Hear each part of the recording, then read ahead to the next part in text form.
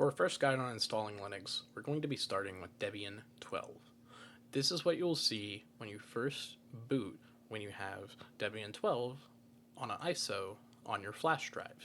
Okay, there are multiple install options here. You have graphical install, some advanced options. We're not going to worry about any of that. Like anything below here, we're just going to go into graphical install. And it's going to begin by asking us a few questions. Okay, that's how all of these installers will work. The first thing it's going to ask is our system language. For us, that is English. Next, it is going to ask your location. So for me, I'm in the United States. Finally, it'll ask which keyboard you use to configure the keybinds it'll want you to use. Then, what Debian will do is it will detect and mount that installation media, right, which basically just means that it's putting it into your RAM, and then it's going to be installing the necessary hardware for both your network and your PC. It's going to be installing those drivers. Now, the next thing that's happening is it's configuring the network. For me, I'm on a wired connection, so I don't really have to think about this.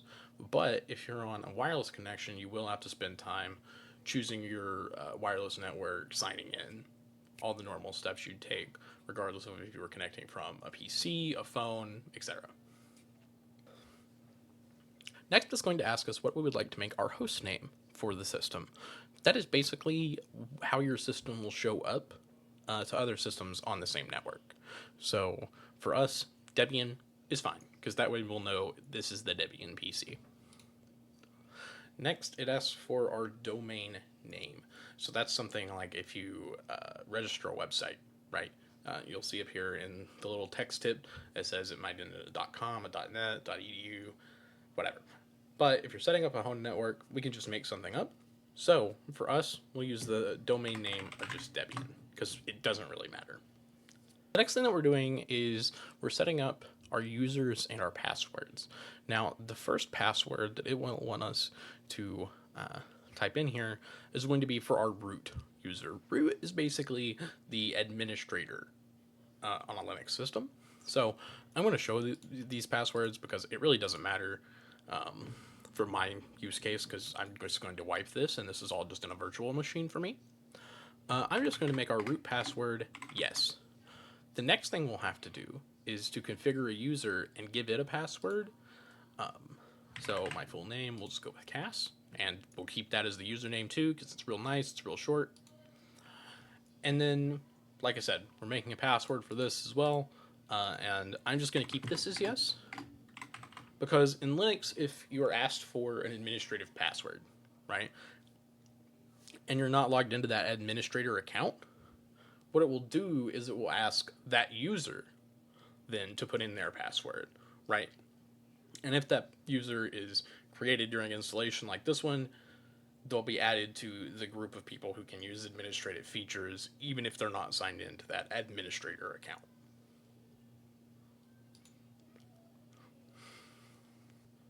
From here, it is just going to ask us to set our time zone. I am in the Eastern time zone, so for me, this works great. And then it's going to find our disks. And what it will want us to do is to partition these disks. If you're not very familiar with partitioning, I recommend just using the guided use entire disk section. However, if you are more familiar with partitioning, and or if you also want to keep your Windows drive, I do recommend using manual. If you use guided, use the entire disk, it will erase your Windows or Mac OS partition. This is the drive I would like to install on, and it's the only drive on this system. I'm going to hit continue. Now, technically there are different kind of file structures in Linux that you can use. Your /home is kind of like your C drive, all right? And for that, I recommend just putting /home, /var, and /temp all in the same partition. It really doesn't matter if you separate them or not. For my use case, I find that it's just as easy to have them all on one partition, which Debian chooses by default and recommends for new users. And also, if you ever want to change that at any point, you can go back in and change how that's partitioned. All right, so next, it'll show us what partitions it is made. It is made as a 20 gig partition called primary, and that's just going to be like where our main files are stored. It is also given us a logical or swap partition, and swap is where things go when they're coming in and out of RAM. Okay, so they don't need to be very big for swap, but you want it enough to where if you're, if you don't have enough RAM on your system, maybe make your swap a little bit larger. Finally, Debian asks you to confirm that you want these partitions put on this drive. All right. Again, I do. So where it says write changes to disks, even though it defaults to no, because it does not want to erase your drive if you do not want it to, I'm going to choose yes. That'll take a little bit of time. And then it'll begin to install the base Linux Debian system, right? So that's going to be all of the core tools, the package manager that we talked about in our previous session. And I will be back when this is finished. All right, and now it will ask for you to scan extra installation media. This can just be if you have either more files or maybe more things they would like to install alongside Debian that you have on physical media. I don't have any extra installation media here, so I'm just going to hit continue. Again, I will choose the United States, but this time it's not for my location, it's for where the downloads will come from, right? So for me, I'm going to choose that all my downloads will come from the United States and that they will come from deb.debian.org. This is just basically the biggest Debian source for all of my downloads. There are other ones. You can even see that MIT and Berkeley are on this list. If one's just closer to you, it might be a better choice. But for me, I'm just going to pick deb.debian.org. For this, I'm going to leave completely blank, and you should as well. And that's going to configure apt, which again is our package manager. And it's going to use those settings that we just defined. This usually happens pretty quick. And then we'll be able to select and install software. This is going to be our next big decision. Debian offers, in just the base installation, a variety of different desktop environments that we've already talked about in our previous video. And you can choose to install a variety of them. First, it's going to ask about popularity contests. This is basically just, it checks which packages, which applications that you have installed, and then it just kind of sends the results to the people that maintain Debian and say, yeah, this is what people are running. No, it's not. Me, I don't like any kind of telemetry on my system, so I just choose no.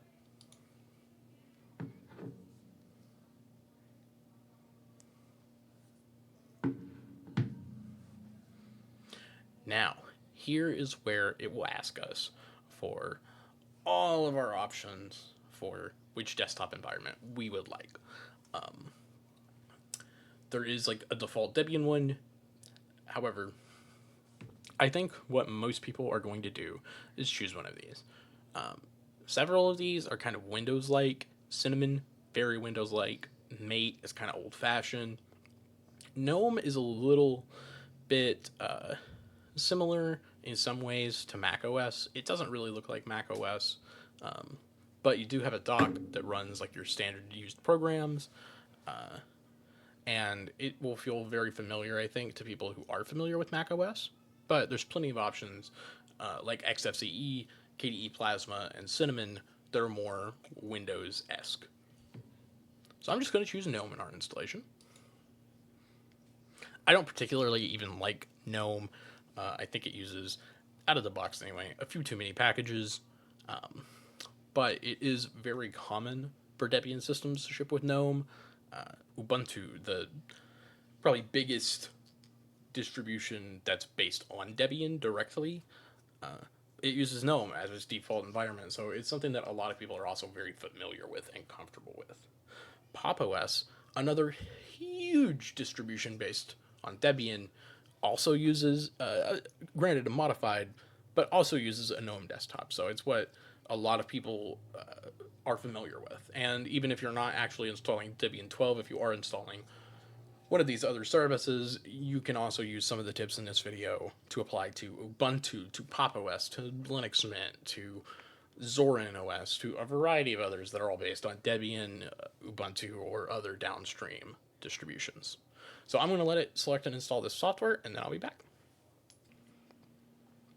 The next thing that Debian is going to ask us is if we want to install the grub bootloader.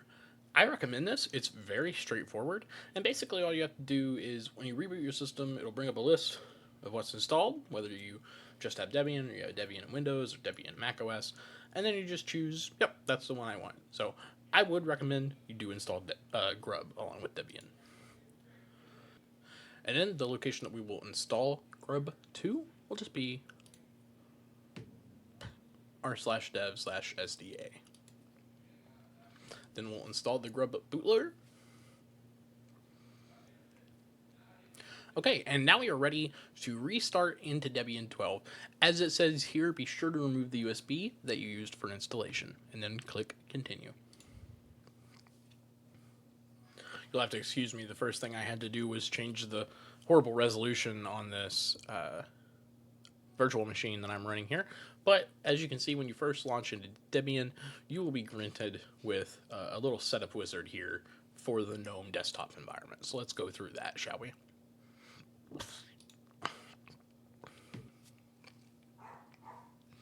The first thing it's going to ask us is our keyboard layout again, and that's fine. We can just go English US. Do keep in mind if you have a Mac computer, you'll want to key that in here. That way it'll know that your command and option key are separate than like a Windows and Alt key. Our location services, for this purpose, I'm going to keep them on. You can either keep them on or turn them off. That's up to you. Online accounts, I'm not going to connect anything at this point, but if you wanted to connect a Microsoft account or a Google account, it might make authenticating with those services later a little easier. And then we're all done, and we can start using Debian Linux. So when we hit there, boom, we're on the splash page. We have our desktop background, and it's just the little Debian logo. We can see activities up at the top left. I'll show you that in a moment. We have our clock in 24-hour time, and then a little tray here showing system connectivity, audio, and a power on-off. Okay, so let's kind of dive into the interface here.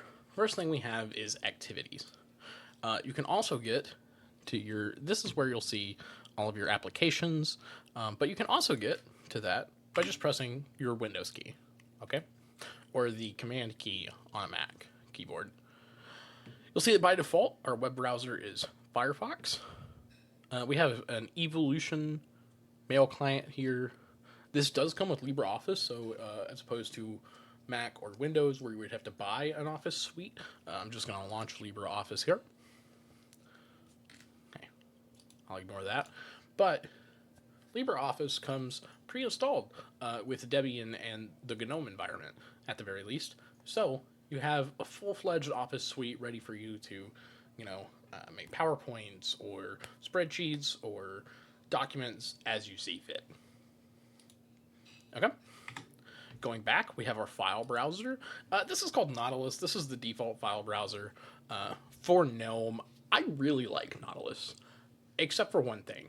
I don't care for the little top bar up here. You can't type in the exact path you want to go to. So, like, for example, if I wanted to go to home/desktop, I couldn't just go and type up here home/desktop. I actually have to, be in the home directory and go to desktops. It's not a huge deal, but it's something I thought I would mention. And as with everything in Linux and your desktop environment, if you don't like this file manager, don't worry about it. Get another one. Get Thunar, get Dolphin. There's a million options out there. That we should talk about is our packages or applications. Now, as I mentioned before, there is a command line and a graphical interface for this. So if you're not comfortable with the command line, you can just stick to the graphical interface. Now, Debian, when using the GNOME desktop environment, will actually ship with two separate package managers.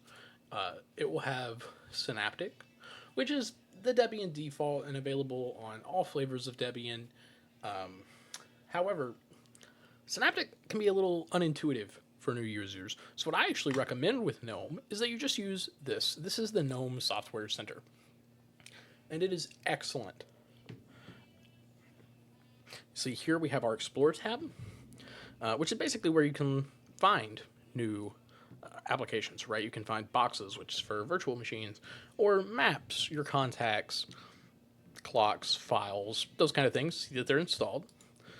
Then we can go to our installed tab, and if there's anything that we don't need here, like I don't need to play the 2048 game, for example, I can just click uninstall. It'll ask for my administrator password, authenticate, and then very soon that thing's out of there. Okay. Here's also a place that we can check to see our updates. It'll say loading updates. This could take a while, but then, hey, it's fine. Unfortunately, when we go in here, we might not find things that we expect to find. Right? If I search for Discord, no application found. Spotify, no application found. So what we really need to do is we need to make GNOME software a little bit better. Most tutorials that you will find for this will tell you to use something called a flatpak, which is a different kind of package. However, GNOME software by default doesn't have flatpaks enabled. So what we need to do is to go into our terminal, which is another way that we can install applications. And we do that by either going to Activities or by pressing our Windows key, Show Applications, and going to Terminal. Now, unfortunately, the first thing that we're going to do is actually going to be the hardest that we'll have to do in the terminal. What we're going to do is we're going to switch our user. And this will switch us to the root user, so we need our root password. Alright, now you can see I'm at root at Debian/home/cas. Now what I need to do is I need to add cas to the super user group, okay, to the administrator basically privileges. So to do that, I type in nano, which is a text editor that works inside of the terminal, /etc/sudoers, because that is the name of the file I would like to edit and its location. So /etc/ is the folder it's in, sudoers is the name of the file. I press enter. It says it wants to be edited by vsudo, but really this is fine. Vsudo just checks for kind of errors that you might have. So then we'll type in the name of our username, in my case, cas space all equals all, no password, not with password spelled all the way out, colon, all, press it, Control X to exit, and then we'll press Y for yes, and press enter. Then it will write that file. And then we can just SU again to switch user, but this time it doesn't know who we want to switch to, so we'll type our username. And then boom, there we go. Now, what I should be able to do, type sudo apt, which is basically just saying, hey, use the administrator privileges, and apt, or apt, is just saying, use our package manager to install GNOME Software plugin flatpak. And that'll let us install flatpaks in the GNOME Software Store. Okay, it'll load through that. It'll ask, do we want to continue? And we'll say yes. And then it'll go through this process and it will install that plugin to GNOME Software. Now, to get that repository in to GNOME Software, what we'll have to do is we'll have to add a common flatpak repository. The one I like to use is FlatHub. To do so, we'll just type in the following command. Okay, flatpak, saying we're using flatpak, remote add, we're adding a repository. If not exists, basically just double checking that FlatHub is not on our system. Say FlatHub for what we're going to call it. And then the URL, https://flathub.org/repo/flathub.flatpak repo. Press enter. And then type in our authenticator password. And then boom, there we go. Then we can just restart GNOME Software. So now all we need to do is we'll go into GNOME Software. We saw that it just downloaded a new software catalog, and then we can search for the software we want, like Discord, for example. And then we'll see here Discord with screen audio, WebCord, all these flatpaks that we can get. All right, we can go, we don't want Discord, Spotify, for example, right on top. Steam, easy to get. Okay, so what I'll install is I'll just install Spotify as a simple kind of proprietary software, and you'll see here, install it from FlatHub, install, and then it'll prepare and finish out that installation. Now again, I'm on a virtual machine. This will take a while.